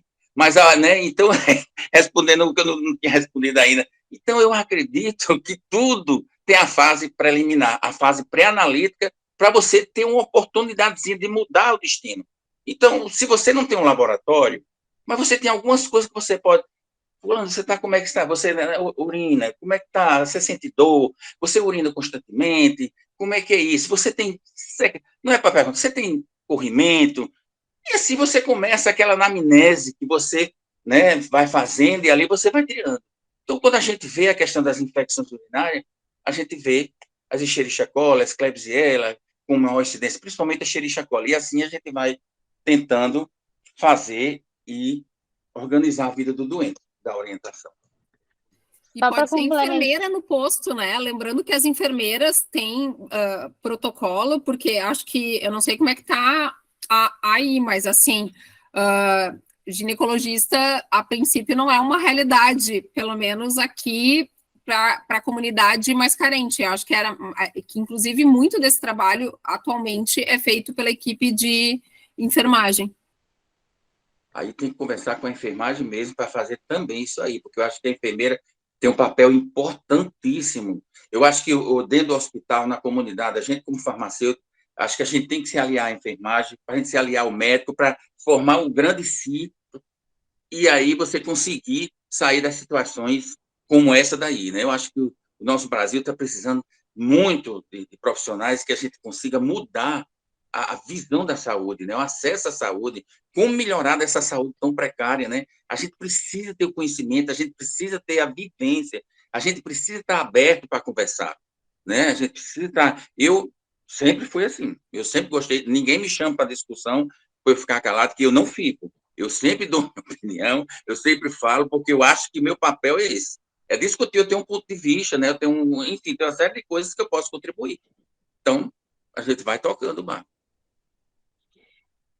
Achei excelente, só para devolver o elogio, né, José Alcemir, adorei também conhecer um pouco, né, um pouco da sua vasta experiência, né, tenho certeza que a gente poderia fazer um outro programa só trazendo os causos aí discutidos e todas as ponderações da Cíntia também excelentes. Eu acho que, só para, né, fechar algumas questões, sim, o antibiótico muitas vezes ele é um ansiolítico, né? Na realidade, ele não está ali para tratar, ele tá para tratar a ansiedade tanto do médico quanto do paciente, né? Isso é uma mudança de cultura, com certeza não vai ser da noite para o dia, mas acho que por isso que é muito importante o nosso papel como educador para ir passando essa mensagem para a comunidade de que o antibiótico não resolve todos os problemas, né? De que pode, inclusive, piorar os problemas deles, deixar eles sem tratamento. Então, a gente tem um papel educador muito importante. E acho que essa questão da equipe multidisciplinar do farmacêutico começar a se inserir mais nas discussões de caso dos pacientes. Acho que é muito importante a gente ter farmacêuticos nos rounds, né, passando visita junto com a equipe multi, justamente para ter essa troca, porque era no início, quando eu fazia as avaliações no hospital, é muito fácil a gente fazer avaliação de prontuário e dar fazer o nosso julgamento se está certo ou está errado. Mas aí, muitas vezes eu ia conversar com o médico e tinham várias características ou situações daquele paciente que às vezes não estavam no prontuário, ou enfim, estavam em algum lugar do prontuário que eu não tinha visto e que impactam nessa decisão. E achei muito legal, né, a doutora Cíntia falar sobre essa questão de muitas vezes o ideal não é factível. Muitas vezes tinha um paciente que ele podia passar um antibiótico para VO, ele já estava bem, só que o paciente ficava enjoado com o antibiótico, ou às vezes ele tinha na cabeça dele de que ele ficava mal, que não ia ajudar a tomar antibiótico VO, ele não ia melhorar, então ele queria ficar internado. Enfim, tem algumas situações, né, que, claro, né, talvez não vão contribuir para a nossa luta na resistência, mas que a gente tem que ter humanização também, né, na nossa assistência, a gente tem que considerar isso também quando vai fazer essas avaliações e quando vai, enfim, né, ajudar na prescrição. Mas excelentes aí as discussões de vocês. E Laura, contribuindo, né? Eu sei que eu não sei como é que é a vivência do farmacêutico na relação com o médico, porque acaba que a gente tem lá, mas é recente, ainda deu sorte de que os residentes foram ex-alunos, então a gente é muito mais relax, assim, né? Mas me chama muito a atenção de que, como faz diferença, e para mim, como médica, faz muita, poder chegar e dizer, eu fiquei angustiada, não consegui mudar, eu acho que não devia. E quando a gente consegue dizer isso para o colega, né, e que eu acho que tem que ser muito nessa vibe de uma pessoa, sabe, era uma mãe, tá com filha, eu entendo a angústia dela, eu quero saber qual é o remédio, tem gosto melhor, porque é difícil de dar gosto ruim. E quando a gente consegue mostrar esse nosso lado pessoa, que também tem dificuldades de atender, e o médico talvez não tenha sido muito treinado para isso, e acho que com a mudança das faculdades de medicina está melhorando, que a gente tem esse viés implícito quando olha, e que conversar com outras pessoas faz a gente qualificar e às vezes até separar, isso é um medo meu, talvez outra pessoa conversando melhore. E quantas vezes eu já vi isso, assim, eu chegar e dizer, olha, eu acho que o seguinte, estão dando fluoxetina ali, porque a gente pode dar fluoxetina para os profissionais, porque não é para o paciente que precisa. Eu dava risada e as pessoas diziam, por que tu está rindo? Eu dizia, porque nós temos que falar sobre o que a gente está sentindo.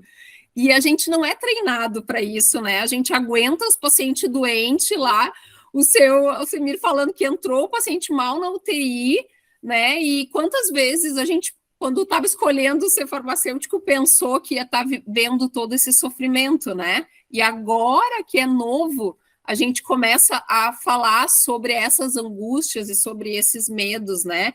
E a gente precisa, como profissional de saúde, se apoiar, porque isso tem a ver com sobrecarga, com tempo de trabalho, que é difícil para todo mundo, né? E quando a gente fratura, a gente é menos um grupo menos forte, né?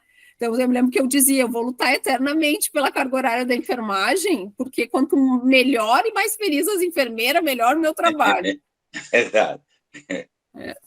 Tem mais alguma pergunta? Deixa eu olhar aqui, que eu parei de baixar. Olha, tem vários elogios aqui. Obrigada por compartilhar conosco as experiências, parabéns, uma palestra complementou a outra, concordo, excelentes contribuições. Aí, aqui, o modo de armazenar a amostra de urina influencia nos resultados? Aí a pessoa colocou que viu o lugar que a amostra estava pegando sol e que após reclamação mudaram o lugar do carrinho. E eu como paciente odiei que não podia mais guardar na geladeira, mas eu não faço isso, tá? Que quando disseram para mim que não podia botar na geladeira, eu pensei, mas antes podia. Daí, então, essa é a pergunta, quem vai responder? Eu posso responder. Onde armazenar a urina, a amostra da urina influencia no resultado, e sobre essa questão de lugar que pega sol. Vamos lá.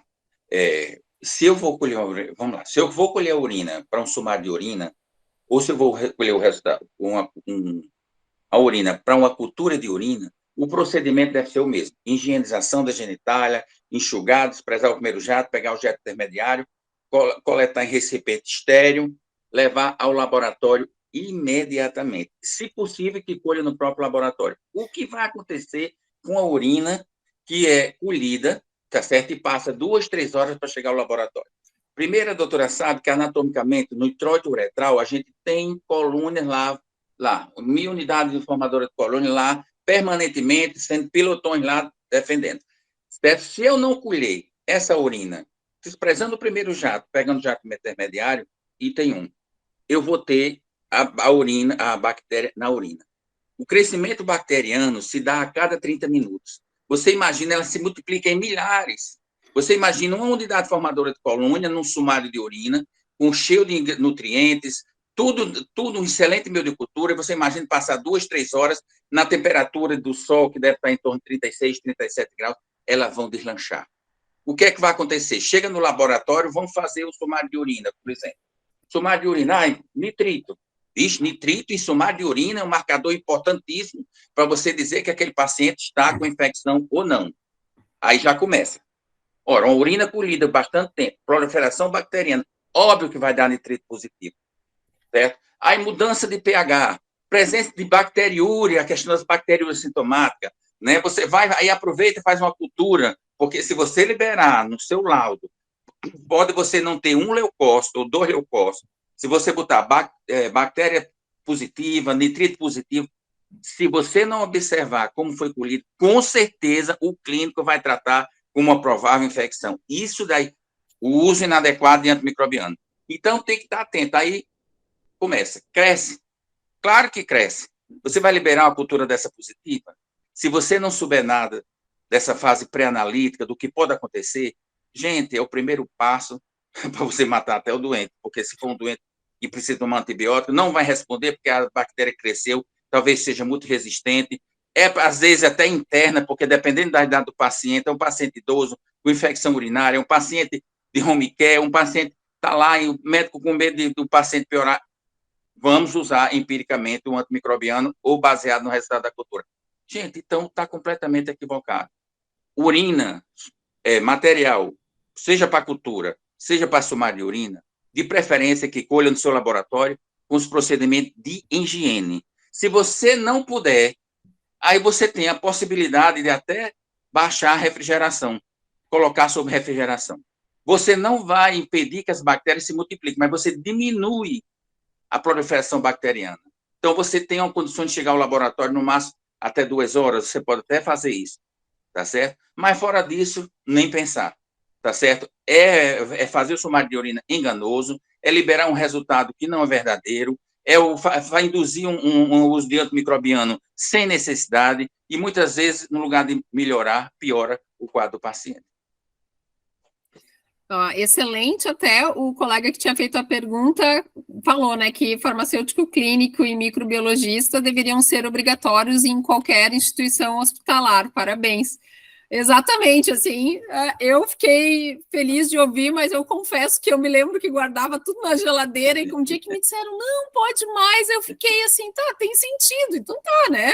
Mas... doutora, só fazendo uma ressalva, olha só, porque quando a gente se trata de sumário, do exame de urina, às vezes tem a doutora sabe que às vezes tem aquele paciente que reclama, que tem uma secreção, que não dá nada, mas às vezes é um paciente que você observa na sua evolução, que é um paciente meio promíscuo, que talvez esteja um diplococo envolvido, que você queira ver, tá certo? Você queira ver, você colhe o primeiro jato desse paciente, não se refrigera, porque de por hipótese nenhuma, porque se a Neisseria, né, consequentemente, com variação de temperatura, ela vai para o espaço. Então, você não tem sucesso em nada, tá certo? Enfim, tem as particularidades. É por isso que eu digo, vai fazer seu exame, procura o laboratório de sua preferência, vá lá, se informe, vá com antecedência, diga o que é que os exames que vai fazer e receba orientação. Hoje, a gente tem que orientar o paciente por escrito. A gente tanto tem que verbalmente como por escrito. Isso é a orientação que é feita para a gente poder... A gente tem que estar respaldado daquilo que a gente faz, porque senão a gente se complica. Isso aí, né? Eu acho que eu vou começar agora a dizer mais, assim, vamos fazer um estágio também no Rio Grande do Norte, nos hospitais. Não, isso eu já falo. Vamos para cima, hospitais tropicais. E eu mandava no laboratório, mas agora eu acho que eu vou começar a ampliar. Então, assim, eu quero agradecer, a gente não tem mais pergunta, abrir espaço para os convidados fazerem considerações finais. Eu não sei se, Laura, tu quer finalizar, falar mais alguma coisa, complementar a resposta? Não, só agradecer estar aqui com vocês, né, nessa noite de sexta-feira, mas muito produtiva. A gente, né, quando tem a honra de ser convidado para dar uma palestra, é interessante porque a gente sempre aprende muito também, né, ouvindo vocês. Espero que o pessoal que nos acompanha também tenha gostado bastante. E acho que é isso, né? Acho que a gente precisa... Eu sou uma entusiasta de falar sobre farmacêutico atuando em gerenciamento de antimicrobianos. Acho que precisamos de mais farmacêuticos nessa área. Precisamos, né, também passar mais essa mensagem nas nossas comunidades, né, sobre o uso adequado. E, enfim, né, me coloco à disposição dos conselhos também para próximos eventos. Contem comigo, vai ser sempre um prazer e realmente agradecer de coração, parabenizar o trabalho de todos vocês, doutora Cíntia, doutor José Alcemir, de toda a diretoria também do Conselho aqui do Rio Grande do Sul e do Rio Grande do Norte. Bom descanso para todo mundo.